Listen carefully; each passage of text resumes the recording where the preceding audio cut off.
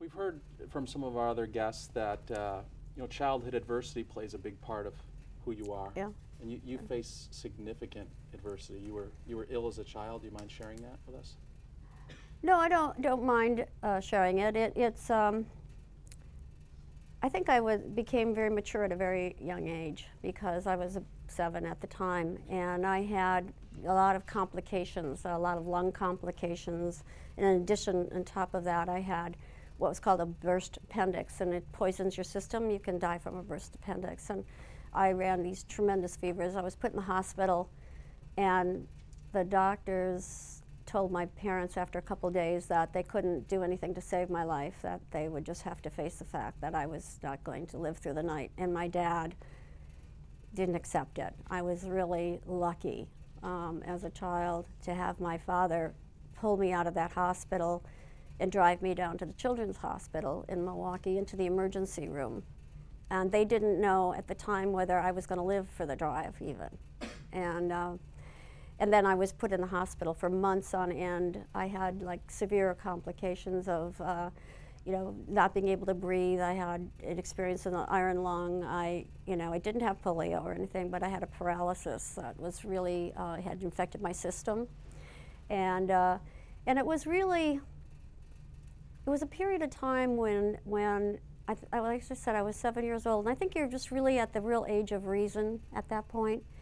And lying in the hospital, in and out of consciousness, my mother had 9 sisters, and like one of them was always there if my parents weren't there.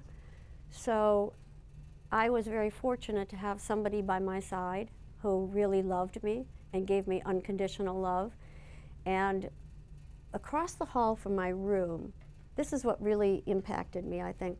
Across the hall from my room, they kept putting children in that room. And every few days, that child died. And then they would put another child in that room. And then one day, they put me in that room. And I knew what was happening in the room, except I didn't know what was happening to the child in the room, except that they died. And as a child of 7 years old, you say, they think I'm going to die. But I'm not going to die. I'm not going to let it happen to me. And I don't know if it's faith, luck.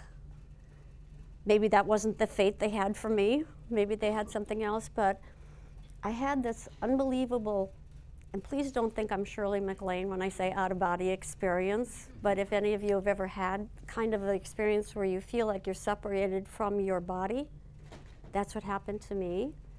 And this it's really white light pulling you. And it's very peaceful, but I didn't want to go. And I kept resisting it. And I came back into my own body. And it was such an experience. And you can say to yourself, well, this child has a great imagination. She dreamed it. I lived it. That's all I can say. And after that moment, I realized the preciousness of life in a profound way for a 7-year-old child. And I have lived every single day to the fullest possibility of my, of all my energy ever since, because it was a gift. I feel like I was given a gift to live to live and to have a full life.